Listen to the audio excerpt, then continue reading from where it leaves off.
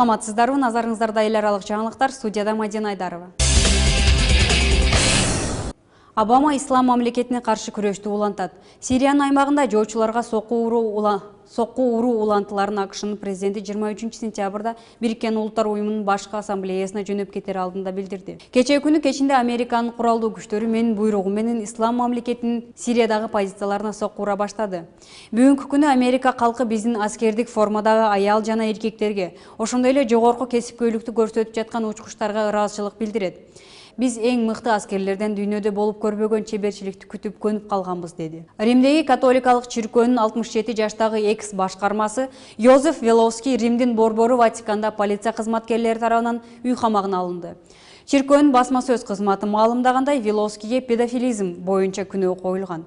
Өткөн жылы Йозеф Велоский ал ээлеген Доминикана өлкөсүндөгү эл аралык диний иштер менен алектенген ордунан бошотулган эле. Бул окуя Велоский кичинекей балдарга жыныстык катнаш үчүн акча төлөгөн деген маалымат тарагандан кийин болгон. 2014 жылы аны чиркөө кызматкери деген чининен ажыратышкан.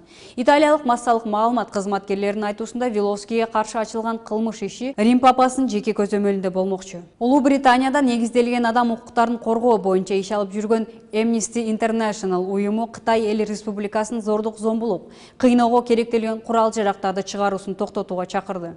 Аталган уюмдун өкүлдөрү Кытайдын 130дан ашуун курал-жарак чыгаруучу ишканалары чет өлкөлөрдө зордук, зомбулук көрсөткөн куралдарды экспортташат. Негизги импортчулар Африка жана Азия өлкөлөрү. Бул өлкөлөрдө адам укугу эң көп бузулат. АКШнын Филадельфия штатында банандын жардамы менен уурулук катталды.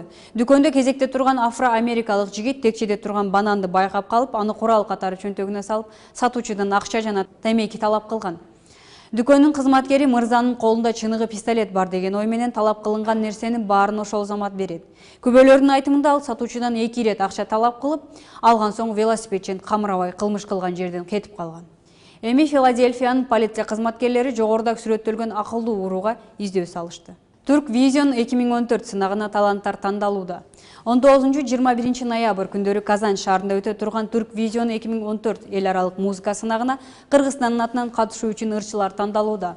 Онлайн тандоо 25 сентябрда аяктайт. Татыктуу деп табылган ырчылар 26 октябрда Бишкектеги филармонияда улуттук тандоо туруна катышмакчы. Андан жеңип чыкканы Татарстанга эл аралык сынакка барат. Сынак өткөн жылы декабрда Түркиянын Эски Шехир шаарында болгон. Ага Кыргызстандын атынан катышкан Чоро тобу 7-орунга илинип, 1-орунду азербайжандык Фарид Гасанов ээлеген.